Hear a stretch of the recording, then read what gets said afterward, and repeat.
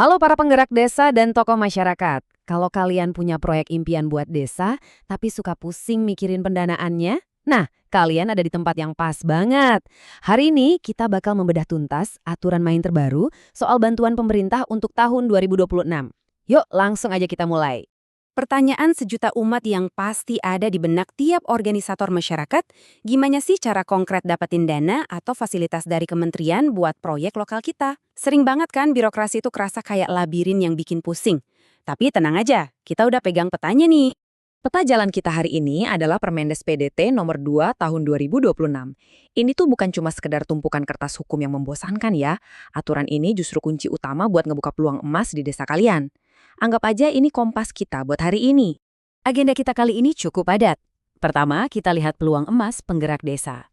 Kedua, syarat wajib kelompok masyarakat. Ketiga, langkah lolos seleksi bantuan. Keempat, proses pencairan dananya. Dan kelima, kewajiban laporan dan bukti. Sip, mari kita bahas satu-satu. Bagian pertama, peluang emas penggerak desa. Memahami kesempatan Anda.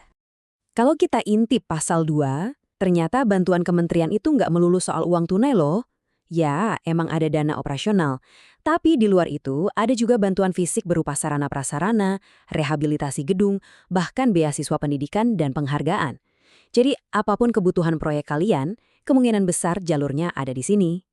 Masuk ke bagian 2. Syarat wajib kelompok masyarakat, perisai dan pedang Anda. Nah, disinilah letak penentuannya. Sesuai pasal 6 dan 8, ada 2 syarat administratif mutlak buat kelompok masyarakat. Ini nggak bisa ditawar ya. Pertama, kelompok kalian itu wajib banget berbadan hukum. Tanpa legalitas resmi dari negara, aduh sayang banget, langkah kalian bakal mentok di sini. Kedua, kegiatan kalian harus berkelanjutan. Artinya, pemerintah nggak akan mendanai proyek dadakan yang cuma dibuat semalam suntuk. Coba deh, perhatikan baik-baik kutikan langsung dari peraturannya. Kata kuncinya itu di frasa secara berkelanjutan. Kenapa? Karena pemerintah itu pengen berinvestasi di kelompok yang emang udah punya rekam jejak nyata dan komitmen jangka panjang buat ngebangun desanya. Ini buat ngebuktiin kalau kelompok kalian itu benar-benar hidup, aktif bergerak, dan ngasih dampak real di masyarakat. Sekarang, bagian 3.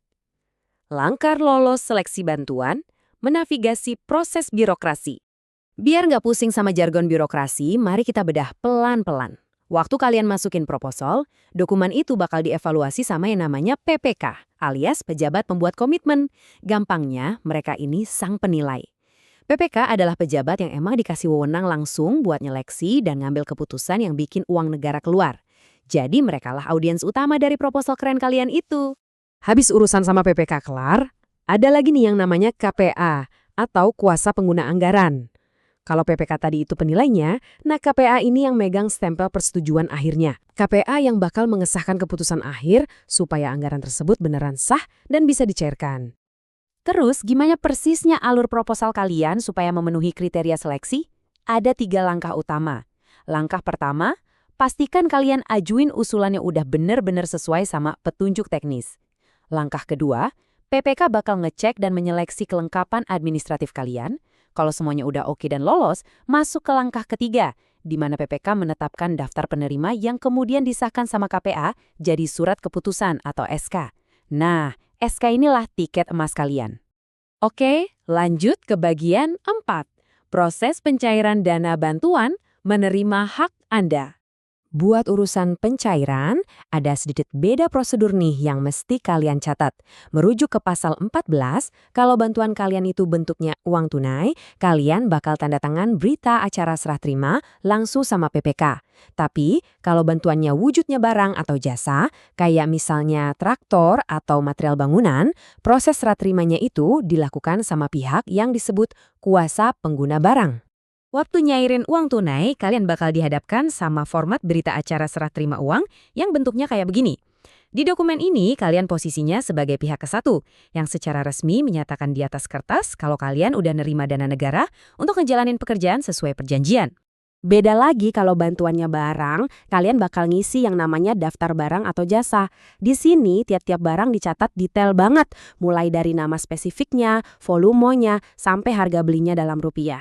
Kalian wajib mastiin ya, apa yang tertulis di kertas ini benar-benar sama persis dengan fisik barang yang kalian terima. Masuk ke bagian kelima, kewajiban laporan dan bukti, menjaga ekosistem yang sehat. Menurut pasal 19, transparansi itu harga mati, gak bisa ditawar.